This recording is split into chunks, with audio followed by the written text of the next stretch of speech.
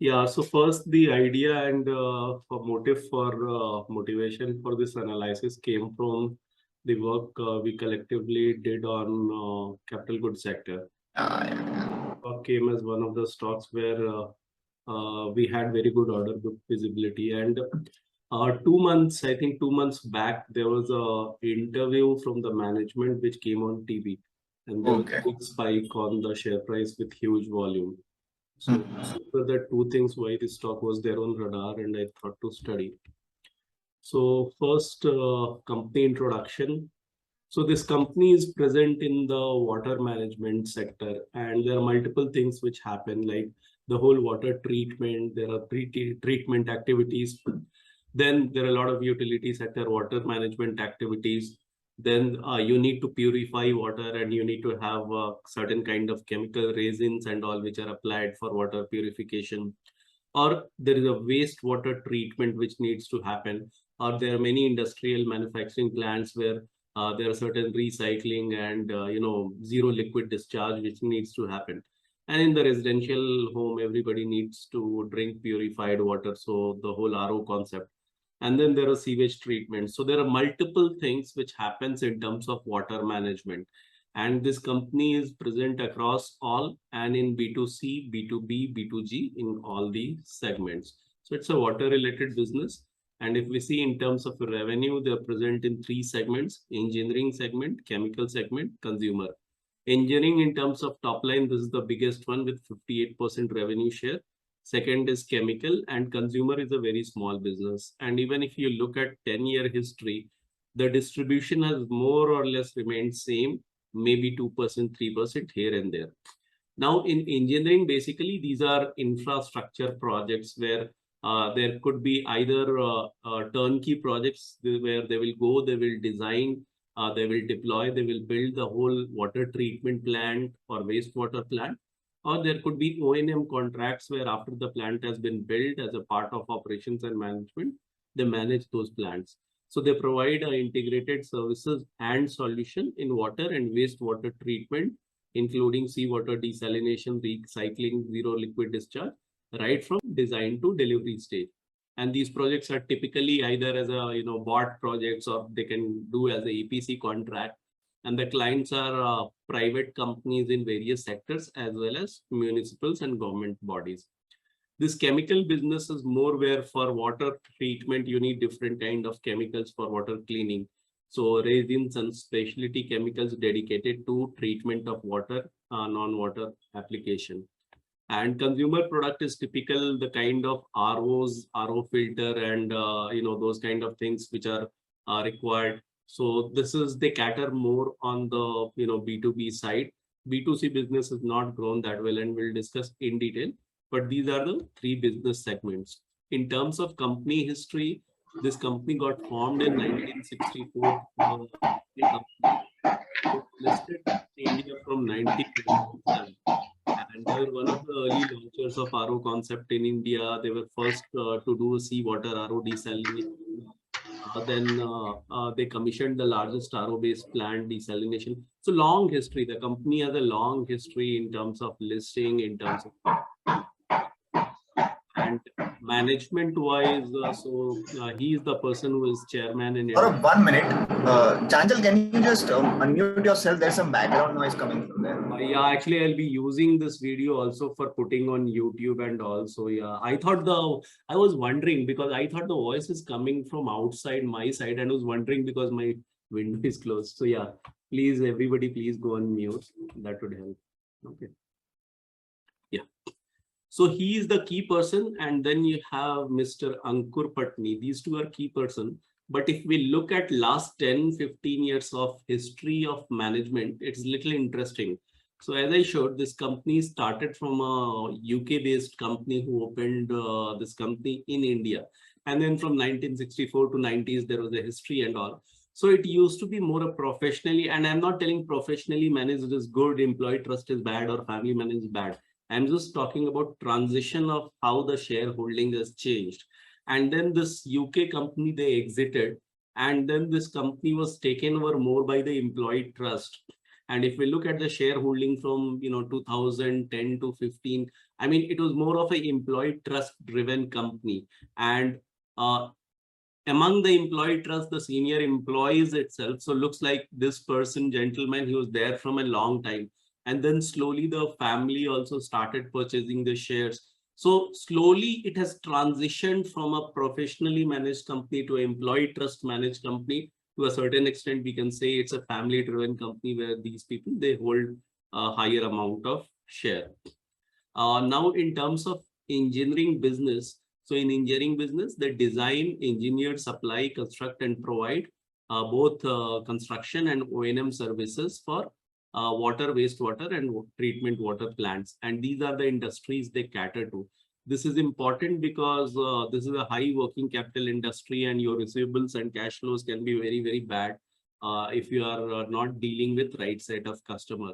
So the municipal and the government business, we need to check what is the distribution, what is the cash flow. So that way, having a private industry exposure and then a diversified sector book is very, very important. I know we started looking at this company more from industrial, but they cater to multiple sectors and industries. And if you look at 10, 11 years of history, only 1 year they went through a revenue, downfall. That might be because they are much more diversified. But this engineering segment margins, if you see 17 to 21, they kept on improving margins. And the margins were not that great, 3.4 to almost 3 times improvement. So one key part of analysis is, was this cyclic, and can we expect more fall in the margin?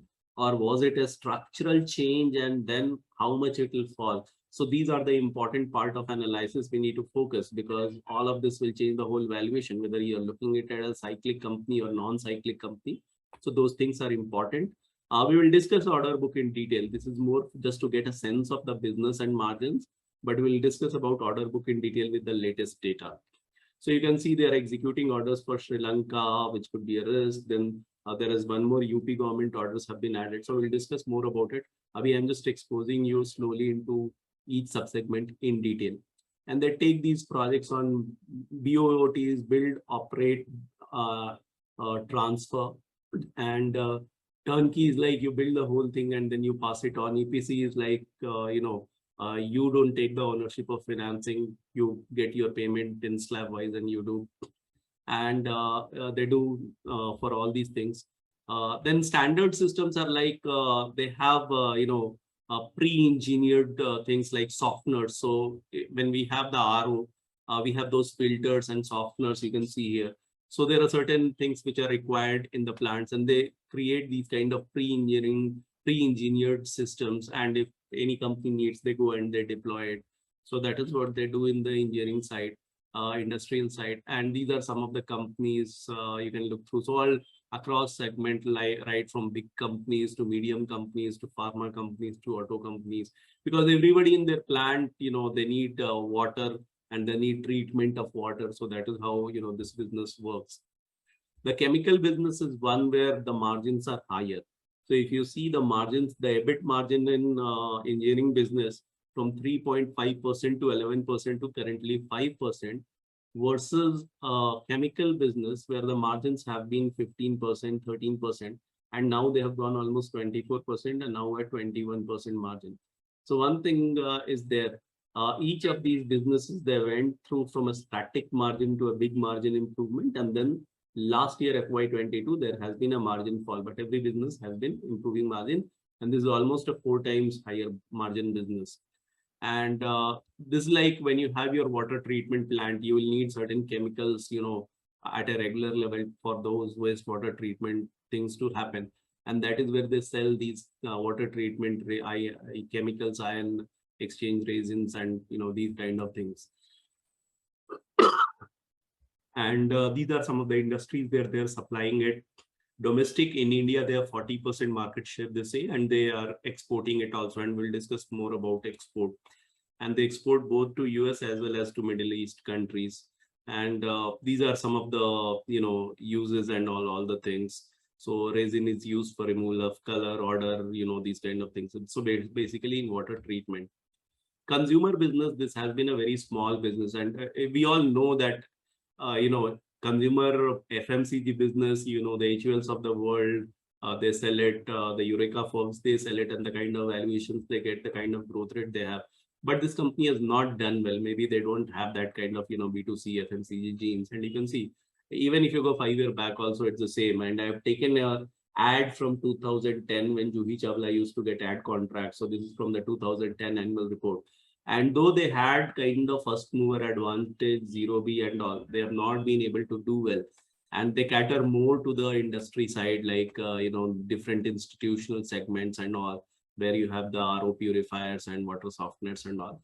But this business has gone nowhere, and it's a loss-making business. It's a small 8% revenue business. We'll discuss more. But these are the three businesses. Now, given we have fair idea of business, and we will have all the questions in the end, so let me just finish it.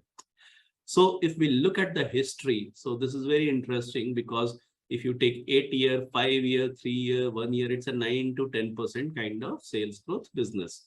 But what they have done better is they have done almost a 2-3 times conversion of sales to EBITDA. So EBITDA growth has been 25, 24, 26, such a high EBITDA growth. And you saw, because of that margin trajectory, your 2x, 3x kind of margin improvement, which got converted into ultimately a much higher PAT because of operating leverage of interest rate depreciation and all of that. So almost a 56% CAGR, 40% CAGR, 36% CAGR, and no equity dilution. So they have been able to convert the PAT into EPS. However, the cash flows are not, it is good, we will see in detail, but not as great as, because it's little working capital heavy business. They deal with municipals and governments, but still it's a decent cash flow growth of 37% on 8-year, 8% on 5-year, 23% on 3-year. And they have been able to do this with reasonable amount of asset. So 15, 18, 13%. So with this kind of profit has been achieved with, much lesser asset growth. They have been able to reduce their debt because it's a heavy working capital business. Your working capital growth is proportional to, in fact, higher than the sales growth. This is something we need to track, and actually this is increasing. So we need to see if, they are done with their good quality clients, and are they trying to get into more municipal and government businesses where the receivables are higher, and that is why this is increasing. This is one cause of concern we need to focus. And when we see in terms of profit conversion, so very good, 561 crore of 8 years of profit converted to 874 crores of cash flow from operation. So any timeline you see, it is decent, but you can see the ratios decreasing, which is reflected again in this working capital data. So we need to be little cautious of this part. But what is more interesting is, if you see the cash flows and the capex, all this growth, it's not a very capex heavy business. And I will discuss why and how, but very good PAT to cash flow and very less of capex required. If you see how much of capex they have utilized out of cash flows, hardly 30% of capex. So 70% of your cash flow from operation can be converted into free cash flows. Now, whether they give it a dividend or they invest, that is a different thing. But from a capex asset perspective, I think this is a very, very good business. So all those ratios, of course, working capital and hence high receivables and all of that.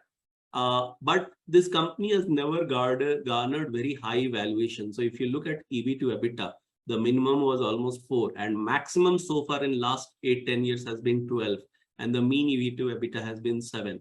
So we'll see why that, and is there scope of improvement. And right now they're at their maximum EV to EBITDA. The question is, will the prices fall from here? Will it revert from here? It is at the highest lifetime high, or has there been structural changes, and will market re-rate it? So those are the questions we need to discuss by analyzing the business. And then right now they're working on almost a 10% PAT margin business, which is quite good. This is FY22, but now if you look at last 2 quarters of data, this will fall. So it will go back to 7.5 and 8%. And tax paying, little receivable heavy, working capital heavy. Balance sheet was very good, 18 interest coverage. So, the debt has been decreasing, cash flow decent. Don't take 1 year number, because 1 year there could be gyration. So that is why at least look at, 3-year number, good free cash flow conversion. Sales, we know last 8-year, 5-year is a 10% growth. The question is, can they grow profit higher than the sales now or not? Those are the things. very decent return on equity, return on capital, and at 18p and all of that. And now when we look at these numbers, so you can see how the company has been able to improve their profit margin from 1% to 8%. And if you see, this company has been a huge wealth creator. See the kind of market cap CAGR it has got, and the company listed from 1977, 8-year market cap CAGR 43%, 5-year 34%. This is the kind of, these stocks, we always talk about Bajaj Finance and Titans, but these stocks never get, that kind of mindshare space, but they have done exceedingly well in 10 years. And why they have done well is basically this whole operating leverage story where even your EBIT margin, core EBIT margin, so I'm not including other income because other income is also a good part. They have good cash on their balance sheet, which generates almost 20% of profit other income. So I'm taking only core EBITDA just to see the margin improvement and see the kind of margin improvement which has happened over years. So the key is to understand why it is happening. Will it continue in future? And that is where all these numbers. So this is the rolling margin of 3 years.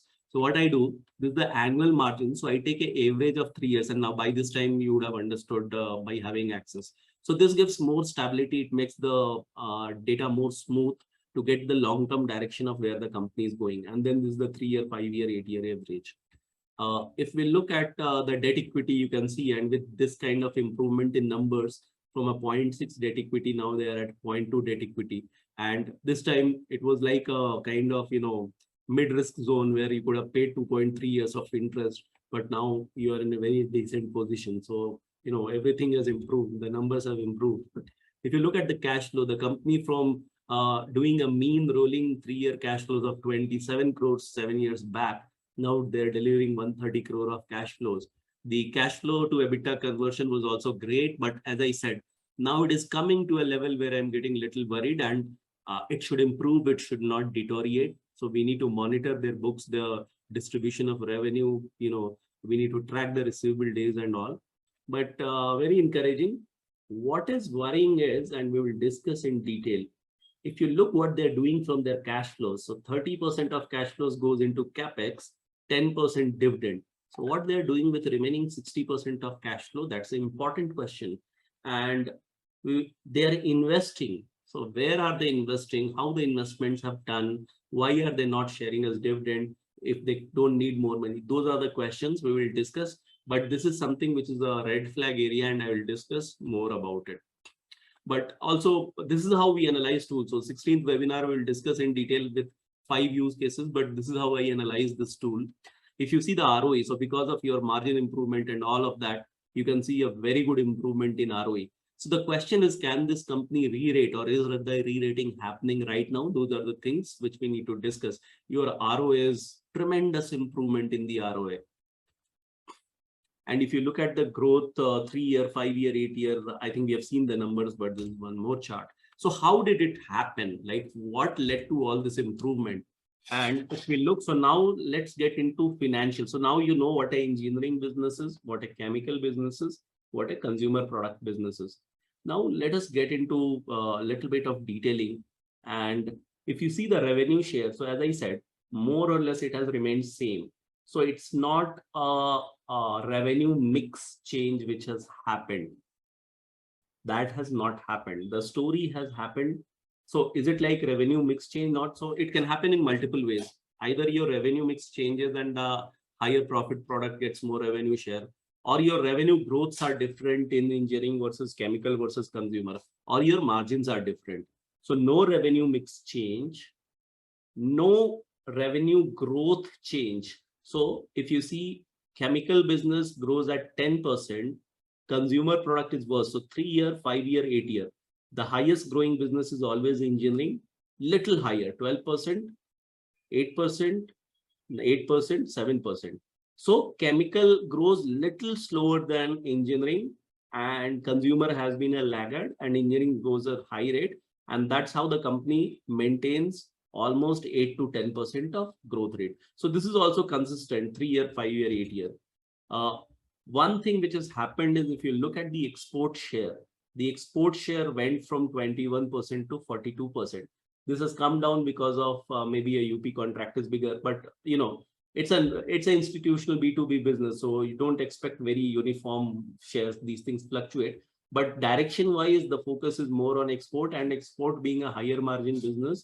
Of course, export has contributed, to a certain extent to the margin improvement. That is one part of story. They say they are a very R&D driven business. They have 2 R&D centers. There are 50 patents converted into 100 products. It's okay. I mean, I don't know if this industry, but 1% is the kind of amount they invest on R&D, and most of them are recurring expenses, which they put on the P&L side. 10-20% gets capitalized, which is okay. But what they have done is, if you look at the margins, the EBIT margin, operating profit margins are very different in these businesses. The consumer business has always been a loss-making business. Last 3 years, finally some improvement, but then it is not a major improvement. This is more a pre-COVID. So they have just reached to the pre-COVID level. So it has still remained a loss-making business. If you look at the engineering business, it used to be a very, very low margin business, very low EBIT margin business, 2.83. Last 3-4 years, they have done well. And now again, it has come down to 5% will deal. So the question is, okay, all of this happened because of this business, but how sustainable it is. But look at the chemical business. This is the business which is the core. So even though revenue wise, this is a 30% revenue share business, the profitability, the valuation, a lot of those things will get driven through this business. And it has been improving. So the question is there operating leverage or not? Is there a raw material pressure can come or not? But this is the business which we have to track, and the big things will happen because of this business. This business might give growth and order book, and this is the whole order book is coming from here. But order book may not lead to that kind of profitability, maybe because it's a high revenue share, it will come. But the financial quality, which everybody will discuss, debt-free and ROCE and all, this is the business which will drive. And if this business goes through a big growth curve, then you can expect, a lot of fireworks here. So this is important to understand. And this is how all that margin improvement has happened because of engineering and this. But this has been like all the improvement in ROE and ROCE and all of that, which you are seeing, that is happening more because of this particular business. Now, because we spoke about a very good business from a cash flow perspective, from a capex perspective, but what is happening to the rest of 60% of money after 30% capex and 10% dividend? So see, before working capital, this much cash flow, and you can see very minimal capex, almost 30% of capex, and huge free cash flow. Out of this and this is 10 years of data, out of 622 crores of free cash flow, prior to all the other things, 141 crore has been used in paying the interest. And you can see now slowly the debt equity has come down. So going forward, if they are able to manage growth through internal accruals, which I believe they should do because they just need 30%, in future, this number has to be lower, which means there will be bigger question on how they're utilizing it. Okay. So this was one component, and future don't expect it. Dividend is the other component, but out of 622, hardly 10% of dividend payment they have done. And then the cash on the books have increased. So almost now, I think they have 500 crore plus cash on the books, which they could use in acquisition or what. And I believe going forward in future, more 100 crore of, this is 10 years. So every year, maybe 20-30 crore more will flow. But there is something called other investments, which they have done of 268 crore. So the question is, all these numbers which we are getting in the P&L revenue, are these other investments contributing, or are these other investments deteriorating? If they're contributing, it is good. But if they're deteriorating, then the question is, have you done the right investment, or have you wasted 300 crores? And if you just give this money back, then this business will look much more lucrative. Your dividends, everything can go up. And if they're not investing in capex, that means either the business doesn't need capex, or they don't have avenues for a better growth. So what they will do with this money, how they have done in past and what they will do in future, that becomes very critical from a re-rating perspective, because many companies who get 20-30 kind of, first it's a B2B business you see, and still in B2B you saw companies like SRF and Scaffer getting valuation. But if this company has to re-rate, all these things will get discussed among the institutions. So it is important. So make note of these things, because we are going to see how each of these investments have performed. Now, so you got a fair idea of the business, how it is there, how it has come, why it has come, the business segment. Will it continue in the future? So if we look at where they are looking to invest, so few keywords are important. Good inquiry bank. So because these industries, they say from their cash flow, and that is how they have maintained good cash flow. And they selectively target municipal projects. So there are certain competitors, Wabag and all. If you look at the financial, you will be able to differentiate. There is a big difference. And the difference has come, I think, because Wabag focuses on any kind of contracts where they have been very selective. But we need to track because going forward, because we can see there is a working capital pressure. They're telling selective, but are they living up to it? And chemicals, they have improved both the export volume and the domestic market share. And this business is very, very important. Consumer, they say, but don't give much importance. Now, if we look at, so this is more like a broader strategic agenda, but if we look at in terms of how they are thinking, what is the market size opportunity, can they do it? So these are more market potential. So the whole capex on the water, there are some data 2 years back, which was set to increase by 83% in next 5 years, which is almost a 15-16% kind of CAGR. Or if we look at the water treatment sector right now, only 37.5% of water is being treated because government may not have funds because this is done through municipals and all. But if country does well, they will increase the target. There is an opportunity which can happen. And then the per capita water availability because of water crisis, it is going to go down further, which means you need to do more and more of recycling as a nation if you want to provide water. So these are the opportunities in various areas. Then there is a Nal Se Jal scheme where they want to provide so much of households. So these are the opportunities. In terms of industrial, only 60% of industrial water is treated. And if there are regulations which come that you have to mandatorily treat, and there are regulations coming like new plants versus old plants, some things are happening like within 5 years, you have to, meet those norms. So these are the opportunities which are happening. Plus, whenever India is growing the manufacturing story, so whenever new plants will open, they will have to do. And these 40% also needs to convert into next 5 years. So the expectation is to grow with the capital expenditure CAGR of 19.5%. And then there are Namami Ganga projects and all where water cleaning and all is required, which is a separate market. And chemical industry, global water treatment chemical market is projected to grow at 9.3%. So this is the global number. So when you look at the Asia Pacific numbers, this will be higher number and all. So again, double digit. If industry can grow in double digit and they can grow higher, so again, and a lot of players are there. So in engineering, you have Thermex and all. I have a separate, some documents I collected. I will share the names. So I have market share wise who is there and all. But more in terms of, so this gives a market size opportunity. Now, how the company is doing. So if we look at the last 1.5 years of order book, this is March 2021, where they had almost 662 crore order book, which excluded the Sri Lanka order. This was 400 crore. So almost 1,000 crore order book, because this is a very big order book and, Sri Lankan issues, so tracking separately, and a 6,000 crore pipeline. And there is one more thing, as the size of the company is increasing, they're executing more orders, becoming bigger company, they might have a better chances to convert their pipeline. What I was hearing is earlier they used to convert 20% of pipeline, they're expecting that conversion rate will increase. So questions are, how are they improving their pipeline, how they are improving their conversion, and then how the final order book is improving. So their pipeline in last 1.5 years has gone from 6,000 crore to 8,000 crore. They are telling the conversion ratio will be better, and the actual projects which they have won. So this also gives an idea of how the pipeline is moving and how the order book conversion is moving. So from 662 crore order book, they have gone to 1,300 crore order book in March. And now from 1,300 to 1,267, they're at 1,530 crore kind of order book. So almost a 2.5x jump in the order book in last 1.5 years. And then the Sri Lankan order, as they're executing, it's decreasing. And then there is one more order they got from UP. So these numbers exclude the UP. So in UP, they have almost 1,100 crore order book. So basically, if you add this everything from almost 1,000 crore order book, they are almost at a 2,800 crore of order book, which is almost 2.8x.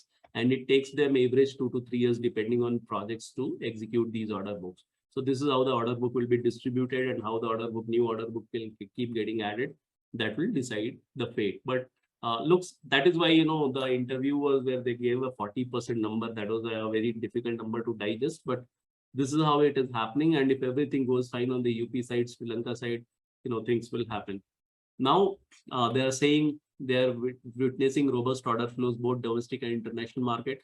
Regarding Sri Lanka, so there are issues going on. It's a slow pace due to current political uncertainty and commodities shortage. UP, as per them, it's going fine. Then they are telling that because these new orders are coming, they have to strengthen their infrastructure, their team, and they're telling a part of the margin fall has happened because they're investing in building those infrastructure design teams and all to execute the huge order book. And there's a commodity pressure, and both of them are contributing to the margin fall. Chemical, it is going good, but in terms of margin, you saw in chemical also there is a little bit of margin fall which has happened, and they're telling that has happened because of the sharp US dollar fall. So currency, I'm just highlighting what could be the risks. So raw material is a risk, these kind of government projects is a risk, or country risk could be there, or currency could be a risk. Consumer looks like they're again telling, I don't know whether it will happen or not. It's a 10-year, nothing has happened. Now, if we go through the con call, so there is a substantial order book which we need to execute. We'll need these teams to work in parallel, and his requirement for improving the internal infrastructure, and that is one part of margin. The capex which they're telling, so there is a capex which is supposed to come, but that capex needs approvals, and it has gone into a little bit of delay. So the capex plan stays on course, where we have long period of vacancy, some approving authority, no guy was there. Now that guy has come. So they are telling that they will operate this for the chemical business. There is 200 crore of capex which is coming for chemical. And you can see right now what kind of margins chemical has, and that's a big investment which will happen in chemical. And still they're telling they have a lot of headroom for expanding revenue in chemical division even in next 2 years. So from a margin perspective, so the margin, as you saw right now, margins engineering 5 years, it went from 3% to 10%, and last 2 quarters has fallen to 6%. So how should we consider going ahead? Full year we are guiding, and they're guiding for a 10 to 11% margin. So they're telling 2 to 3 reasons. One being we have strengthened the infrastructure because of this order backlog. So this is more like a current investment, and hence the margins are down. It is hitting the bottom line. We're no longer so in coming quarter because of corresponding, and they're telling slowly those order books will be executed and those will come, and that will hit. The second is, so input cost is a thing. It's not they cannot pass. If there will be an inflation, input cost rise, their margins will go down, and all of that delivered. We use invoicing in the coming quarter. We expect a significant improvement in engineering revenue. So they are telling because of revenue, more revenue coming in, operating leverage, the raw material margins improving, and all the investment which they have done to drive this order book. They're telling that all of this will lead to margins going back to the similar to what they have achieved in past 1 year. But this is something which needs to be tracked closely. Then in terms of growth and all, so there's a growth trends which we have seen in first quarter. They're telling this growth will also continue, and we have order books there. The only thing is commodity prices. If this goes haywire, so with small caveat of commodity prices, they are expecting that they will again go back to the margin. And private, they were asking questions around how much of this domestic overseas. So export is 30%, and that is where even the current number is 30%. There are certain things I have not studied in detail. So green hydrogen is an opportunity they're discussing. Right now, it doesn't contribute significant way, but we need to study if this is something which could become bigger in coming years. So these are areas which we need to study. And private versus municipal. So as I said, it's very important to understand. And is it shifting more towards private or more towards municipal? So right now the private is around 40-50%. But I think from a working capital perspective, we need to track this and ask these numbers in the con call. And yeah, so same growth. Now in terms of growth, so somebody asked chemical will grow more, or the engineering will grow more, and they're telling engineering side we have a good order book, and chemical also they're expecting. Both have grown at same pace, but this big investment is happening in chemical, but it will take 2 years.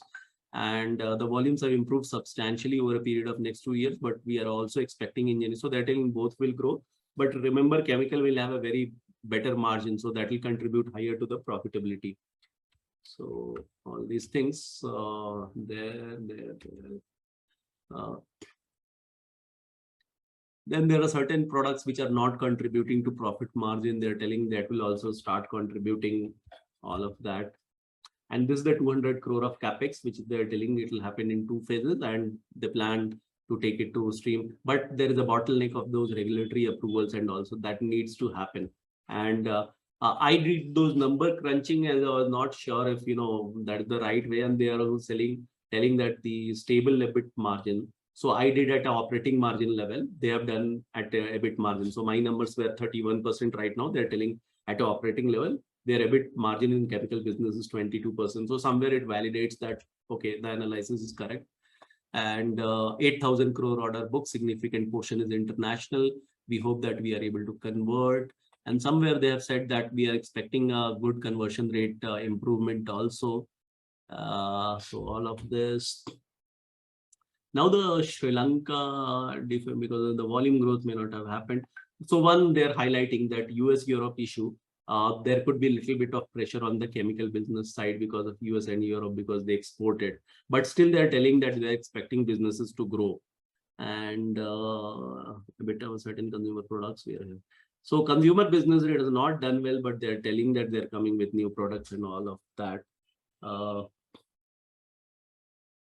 So 40% Indian market share and all of that.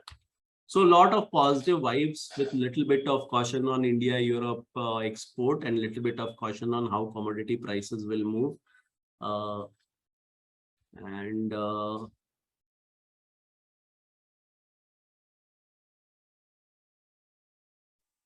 So they are very gung-ho, and that is why maybe they gave a 40% number. The order book is there, but let's see if they're able to execute, and will the whole Europe recession is going to change things. I think these are the things we need to track. And they're telling we will be able to certainly improve margin significantly in coming quarters. So they're taking this 2-year quarter numbers were a little bad on margin front. And yeah, this is the clearance. Now risk part. So now there are a lot of points I discussed. What happened to those investment? The margins have improved. It has fallen. Is it sustainable? So now in risk, we will address each of those, and we'll try to understand, So first, the investment part, that 268 crore investment. And if you see, these are the places, lot of subsidiaries first. So it's not a easy P&L balance sheet to understand. Lots and lots of subsidiaries. And good investment has happened, that 268 crore. And nothing is profitable. So basically, if they get rid of all of this, their profit will increase. And some 270 crores has been invested, which is again leading to losses. So question comes, is it a genuine business effort to create new businesses, or, they're trying to, earn through this, through, maybe having salaries there. I have not gone through the financials, how much they're earning in each of these companies as the salaries and all. So somebody needs to ask some hard questions, that why they're doing it and where they have gone wrong and what is the future plan. So one interesting thing has happened on consolidation of all the subsidiaries. I don't know if it is a management change to be more professional, more transparent, and they're telling that that work of consolidation is going on. So hope that happens, and I believe that will improve. I'm sure institutions who value these kind of companies, these are the factors which bring down the valuation despite of a lot of good things happening. So this is the red flag area, and we need to track if that consolidation is going to help it. Are they going to further invest because they will keep getting more free cash flows? Are they going to again do it here? Why they're doing it here? These are the hard questions, and nobody asks these things in the con call, but we need to see. I'm planning to attend and ask some of these questions in a soft manner. Again, this is all the investment amount, and so many companies. Just see the number of companies. And I've tried to go company by company and some of the significant companies. So let's say this 30 crore in water care, aqua investment. So if we see where is water care and aqua investment and all, we will have it somewhere. But thing is, everything is with respect to water to some other country, but they have not done well. They are not creating profit, or that business is there. It's just lying and nothing has happened. Like this for Middle East, not much has happened. For IRCTC tie-up, they have created a company, all those things. But now the thing is, with that comes related party transaction. So once you did a lot of investment and you are not creating profit. Now with those investments, now with those entities, you are doing related party transactions. So again, huge long list of related party transaction. Again, so much of sales of goods. I hope it is on arm's length basis, but we need to go through those subsidiary financials and understand what is happening. But few key things I found. See, provision for doubtful debts, and these are debts given to these subsidiaries, and then those debts defaulted. So why are you investing? Why are you giving loan when those businesses are not doing well? So 10 crore, and imagine on a 5 years back, their profit was hardly 40-50 crore. So these numbers could be very high. So these are areas of, and that is why I said there is a part of business which is very interesting, and there is part of business which is very worrying. And that is why I highlighted that the conversion which has happened from a professionally managed company to an employee trust to a family which manage. And these are the hard questions which one need to ask. Then a lot of interest paid on ICDs, whether these ICDs given on an arm's length basis, so much of loans given to each of these companies, and we know these companies are not performing.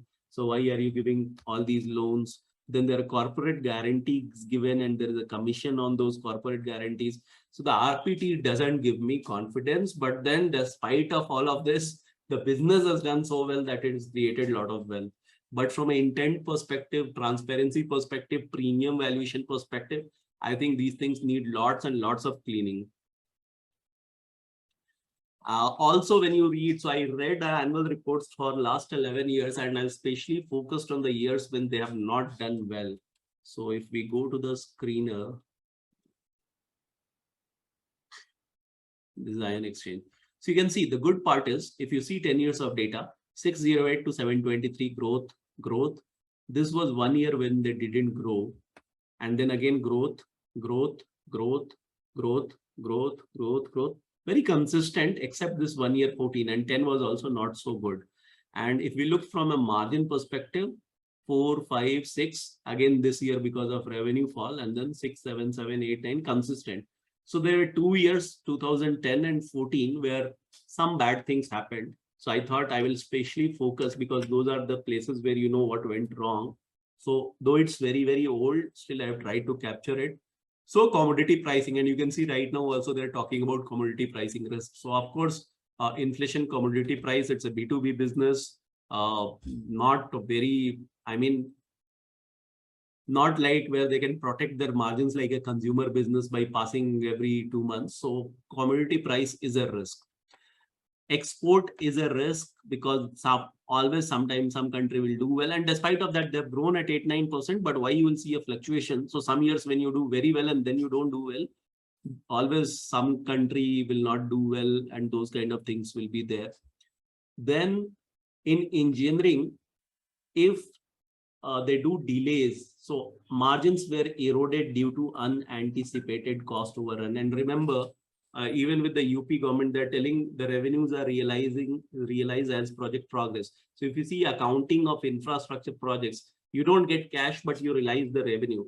Now this company has a very decent history, cash flows, but there were years where some projects went bad. I believe most of these projects will be with municipals, because that is where, you know, you have to compete, and then, you know, a very tight margin, and then your plan goes wrong. So that is why we need to focus on the municipal, and these kind of risks will be there.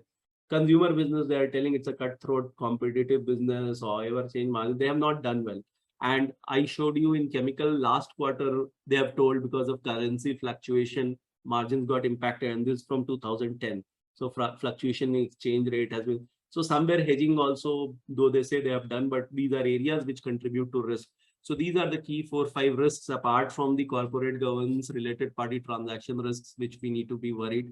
Now the big thing, Sri Lanka, what will happen? So what they're telling is, they will get, it's protected through some kind of credit agreement with Exim Bank. So can be claimed by the company from the water board as per contractual condition. So as far as overstay cost is concerned, it will not impact. We remain hopeful that in short period of time, we'll get necessary go ahead from Sri Lankan government funding agencies to start execution. We don't expect any loss arising from it because of those costs are not going to be lost. They say it's sponsored through Exim Bank, and that is how they will not. But again, these are risks. We don't know if that will happen or not. And again, raw material price and all. And how the industrial segments, each of these segments do, it will have an impact if more plants are opened, more manufacturing plants are opened. So of course, it improves the prospects for them. Yeah, that is where they are saying, and this project is funded by Exim Bank. So to that extent, credit risk is not something which is on top of mind, but somebody who is in banking, who deals, he can say how much we can trust on this statement. And this is the year 2013 when they gave 15%, no, 2014, when they gave a 15% growth outlook, because they have given a 40% number. So I wanted to check how they have done in the history in terms of promise. So 2014, they said they should grow at 15% and focus on advanced treatment. But again, if we go and see, in 14, they told 15%, but they didn't grow with 15%. In fact, no growth at all. And then they have grown at 9-10%. So same 9-10%. So again, their growth numbers, I will take it with a pinch of salt, because historically the numbers they have said, they didn't do it immediately, and even in long run they never achieved 15% kind of growth rate. All of that we have discussed. Now comes valuation. So first, if you look at mean, so as I said, because of, I don't know, it's a business in transition you saw, and it is improving. And my understanding is the more they have executed 1 lakh project, the more they create the water treatment plants and all of that. My gut feel is those companies or those clients will also buy those ion exchange resins and chemicals for them. So it looks to me it's a business where very similar to, I don't know if you studied control print or printer business. You go and fix the printer, but you earn your money and proceeds on your cartridges and inks. Same I've seen in control print. I feel I need to do research more, but I feel it's similar kind of business where your engineering business doesn't earn very high, but those become your client and you sell those chemical resins on a regular basis and you make profits. That's a much better margin business. But I don't know if the market, if one that is there, it looks to me, and I don't know if that is what market anticipates. And if that happens, the re-rating might happen if they're able to manage. But all said and done, it's a B2B business. It's a municipal business. We see there are risks of margin fluctuation. Don't go with highest margin. We will have to build our reasonable estimates on margin and all of that. And then the corporate governance issues and all, are they able to, whether they're really consolidating all the subsidiaries and all. So valuation band has remained very fixed, and right now, it has gone up because of all these growth numbers and all. But I am taking though they have given a 40% growth number, historically they have done 9 to 11%. We should appreciate that, now their size is bigger, cash flow, all of that is happening. But we don't know if there are enough opportunities in private sector to grow with that 40%, or the cash flows of the government projects will be that great. So this is like the worst case scenario of the same 8% continuing. And margins, instead of current 10.3%, I have taken 10%. We can be 1 more percent conservative. And then PAT, I have not taken the historical. I'm assuming that, the cash flows have deteriorated, and I am taking the deteriorated number of, cash flow. And then we know that they don't need huge capex. So that is why your free cash flow is good. When we do this, it coming around 2116, which is almost fair current traded price. So this is like the worst case scenario, which says it is fairly valued. And instead of 40%, if for 2 years, I can take a 18% growth number, keeping that order book. And then again, I go back to the same 8%, same 10% margin. Then this valuation improves to 2524, which is a 18% discount to current valuation. So this is how financials is. Again, see, it's all future. Nobody knows. Now we know ki kya acha hai, kya kharab hai, but we need to track and we need to see and we need to do, and then everybody needs to. So you have a framework and everybody can put their numbers and track and future and see it. But now we know it's a good free cash flow business. If my gut feel is, if they treat those free cash flow well from an investor perspective, and if they can grow more on the chemical business side and all, it could lead to a bit of re-rating, and it could create wealth. But still, despite of without all of that, also they have done well. But that operating leverage possibilities I feel more or less done. You can't expect more than that. Maybe 1% का जो 4% margin वो सब अब नहीं होने वाला है. And so it will be more like little bit of margin game and then the growth. And then if a re-rating can happen because the financial economics is good, they are not giving it back to shareholders completely. But if that happens, I believe some re-rating can happen. In terms of technical analysis, so as I said, motivation was one, the capital goods study, and second was technical analysis. So you can see this was the date when, these 2 weeks, the price went from almost 1700 to 2400 in 2 weeks. And then it has gone under a correction. And if you can see, this was the area which was the resistance area. This week, again, it acted a resistance, and next week it crossed. So this is the area, and now it is under correction and some pullback is happening. So let me go to the trading view terminal itself, because I want to show you volumes also, and let's go at daily volume data. So this was the day when volumes built and all this happened.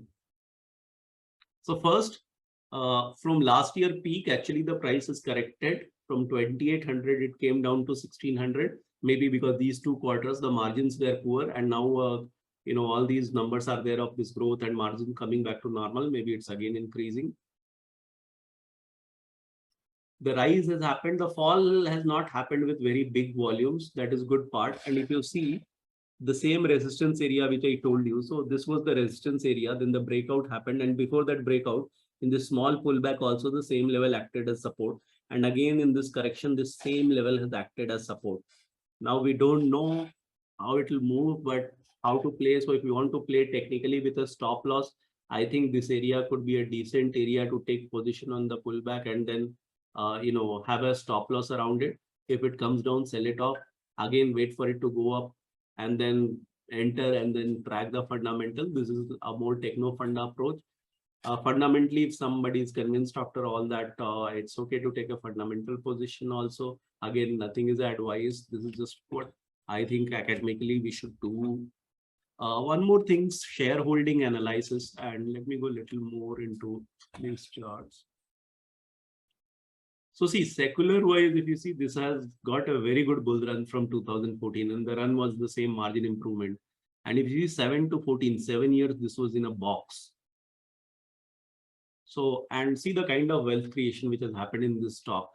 So we should appreciate all of that. But yeah, margin is something which worries me a little bit, because this has been one of the best years. And we see that although issues are there, the pressure of raw material and all happens, and they have been able to improve all of that. But this is not a year where business is going through a very wrong period. Margin though quarter hua hai, but still it's decent. Usually such businesses I like to pick when they're going through a very big pain period. And that is why you get these 4-5 kinds of EV/EBITDA. And that is how you make big money. So that is not there. And that is why I'm a little worried if I can just do a normal fundamental allocation, because I like to buy pain. So my approach is I am going more with a techno fund approach, and I will have my stop losses and I will play it more as a trade, though I am aware of all the good things. But this is the stock which if falls 30-40% now, I would go and love to buy. Still, I'll keep that management and governance thing. Those are the risks, but for everything, there's a price. Shareholding, what has happened? So this is another thing which worries a little bit, not that much, but still worries a little bit. So retail shareholding has gone up last quarter, March to June. So this was the March to June price. March to June. This is where retail has accumulated, but it's not only retail which has accumulated. Even the institutions, they have also increased in September to June. So institution is also up. So question is, who is selling? So you have this individual shareholders in excess of 2 lakh. And that was big shareholding in this company. Some of these 28 guys, I don't know who are these guys. Maybe we should ask for the top 100 shareholder data. These are the people who have decreased. So these are the people who have decreased, and the institutions, mutual funds have increased, and the retail has increased. So just another information, because it's a techno fund, a very small position I have not done a assessment scoring framework, but anything which goes above 2, I would like to do it. So because I need some scoring framework we have, and I use it. But in summary, chemical business is key. Order book you will get through engineering, that will create noise, but the real profitability, ROCE, financial quality will come from here. business quality is improving. I don't know if it can improve further. Even if they sustain at this level, that will be a good achievement. Near-term growth rate is very high projection, but medium-term 8-9% kind of growth rate. Wrong investment decisions taken, a lot of related party transactions. Working capital could be an issue. We need to see how the future growth is coming, the public versus private share and the receivables. These are the things to watch out for. So despite all the negatives, the company has grown well with improving financial, done relatively better than peers with very strong short-term commentary, not the best year from pessimism perspective, and hence will play as per charts with a stop loss closely monitoring the business quality, growth and actionable on some of these open risks. I have a small position around 250, and because this pullback, I'm planning to add more, and then I will have it as a stop loss, and then I will see how it goes. So that's the whole analysis, and then I'm opening it for questions.